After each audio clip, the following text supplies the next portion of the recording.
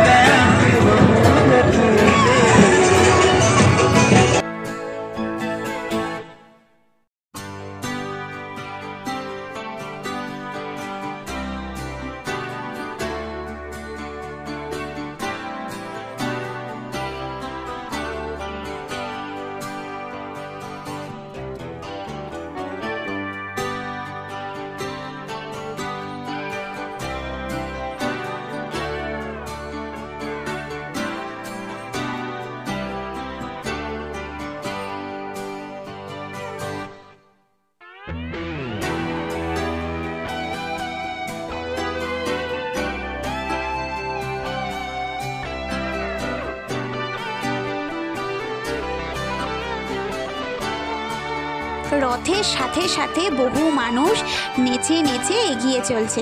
আর অনেকখানি রাস্তা জানো তো এই রথটাকে ভ্রমণ করানো হয়, প্রায় 5 কিলোমিটার মতন তো হবেই। মানে আমাদের বাড়ির ওই রাস্তা থেকে বেশ অনেকটা রাস্তা ঘুরিয়ে নিয়ে। আর অনেকেই সাথে গোপাল এনেছে, দেখো এই গোপালটা কি মিষ্টি। তাই জেঠিমা বলছে যে আমাকেও দুটো ফটো তুলে দাও, কি মিষ্টি গোপাল। জেঠিমা গোপালকে কোলে করে বেশ অনেকখানি রাস্তা হেঁটেছে। তো আমি জেঠিমাকে ভিডিও করে দিচ্ছিলাম। অনেকেই তাদের সুন্দর সুন্দর গোপালকে সাথে নিয়ে এসেছে ভ্রমণ করাবে বলে। তো এখানে দেখো জেঠিমা আবার মিষ্টি কিনে দিচ্ছে গোপালকে। তো গোপালের ইচ্ছেতেই সমস্ত কিছু হয়, তাই না বলো। আর এত মিষ্টি গোপাল দেখলে কি না ভালো লাগে। তো এই যে ওরা নাচতে নাচতে যাচ্ছিল, তো ওখানে না গান চলছিল তো বিভিন্ন রকম, সেই জন্য আমি আর সেই গানের ক্লিপিংস তোমাদের সাথে শেয়ার করতে পারলাম না। তবে যতটুকু ভিডিও করেছি আমি চেষ্টা করলাম আমার আনন্দটা তোমাদের সাথে ভাগ করে নিতে। তবে সত্যি বলতে অনেক মানুষের ঢল নেমেছিল, তার মধ্যে থেকে যেটুকু পেরেছি ভিডিও করেছি, বাকিটা নিজে উপলব্ধি করেছি এবং আনন্দ করেছি। বেশ মজা হয়েছে কিন্তু, জানো তো। আর আমার মাও এসেছিল, হঠাৎ করেই মা ফোন করলো, আমি আসছি, কিছু নিয়ে আসছি। আমি বললাম আমি তো রথে বেরিয়েছি। তো বলছে কি কোথায় আছিস? আমি তখন ওই যশোর রোড দিয়ে। তো মায়ের সাথেও দেখা হয়ে গেছে, মাও রথের দড়ি টেনেছে। তারপরে সবাই মিলে গল্প করতে করতে একসাথে ফিরলাম। তো দেখো এখনও কত মানুষ, এত রাস্তা ঘুরে আসার পরেও। তো সন্ধে হয়ে গেছিলো এতখানি রাস্তা ঘুরতে ঘুরতে, আর মাও এলো সাথে। আর তার মাঝে দেখো কত ছোট ছোট রথগুলো টেনে নিয়ে যাচ্ছে ছোট বাচ্চারা, সেগুলোকেও দর্শন করলাম। এরপর আমরা চলে এসেছি মেলার কাছাকাছি, মানে বাড়িতে আবার ফিরে এসেছি। এবারে জগন্নাথ দেবকে বসানো হবে স্টেজের ওপরে এবং 7 দিন ব্যাপী চলবে উল্টো রথ পর্যন্ত কীর্তন। তো পদাবলী কীর্তন চলতে থাকবে এই 7 দিন। তবে আমি চেষ্টা করব এর মধ্যেই আসার, একদিন এসে তোমাদের সাথে নিশ্চয়ই মেলাটা ঘুরে দেখাবো এবং কীর্তনেরও কিছু অংশ পারলে তোমাদের সাথে শেয়ার করে নেব। দেখো কত মানুষ, সবার মধ্যে কত উৎসাহ এই রথযাত্রাকে ঘিরে। তো সত্যি এরকম মানুষজনকে দেখলে না বাড়ি থেকে বেরিয়ে এসে সত্যিই মনের আনন্দ লাগে। তো আমার তো খুবই মজা লাগছিল জানো তো। আর জেঠিমার সাথে গল্প করতে করতে জেঠিমার দিদিও এসেছিল, আর মা এখান থেকে একটু রথের মেলা থেকে জিলিপি আর বাদাম কিনলো। তো এখন যাব বাড়িতে। মা এসেছিল কাঁঠাল দিতে, কারণ তার জামাই কাঁঠাল খেতে খুবই পছন্দ করে। আর এই দেখো রথে লাইটও জ্বালিয়ে দিয়েছে, আরও সুন্দর লাগছে।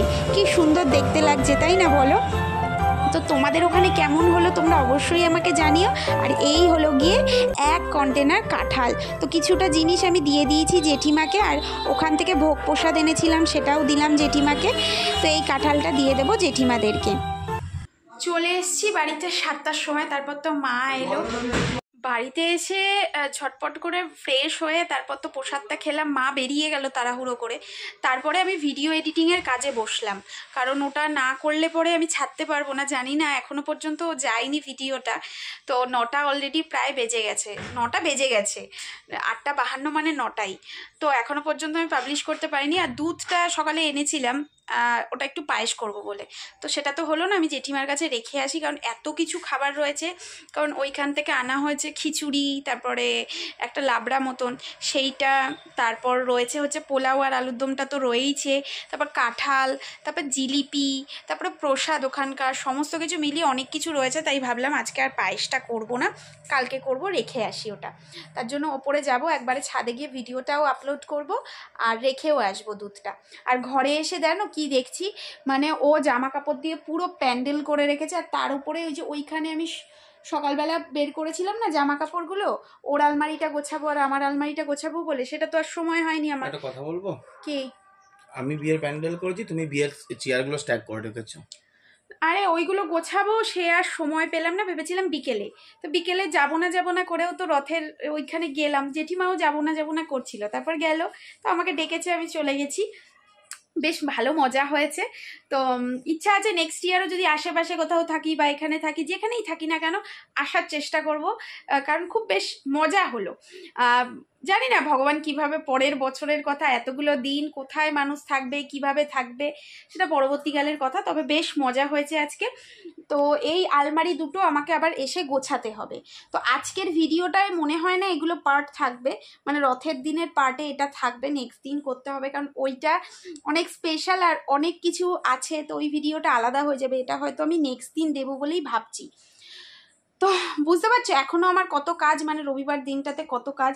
এখনও আমার ওই পাশে জামা কাপড় পুরো সব লাট হয়ে রয়েছে, ওগুলো গোছাবো। তারপরে এখান দিয়ে প্যান্ডেল চারিদিক দিয়ে করে রেখেছে, আমি মাত্র কয়েকটা ঘন্টা ছিলাম না, তার মধ্যে প্যান্ডেল হয়ে গেছে। তারপরে ওর এই আলমারিটা গোছাবো, গুছিয়ে রাখবো, সবটাই করব। ওপরে ভিডিওটা আপলোড দিয়েছে, কারণ রাতের রান্না আর তো কিছু নেই, সেই জন্য।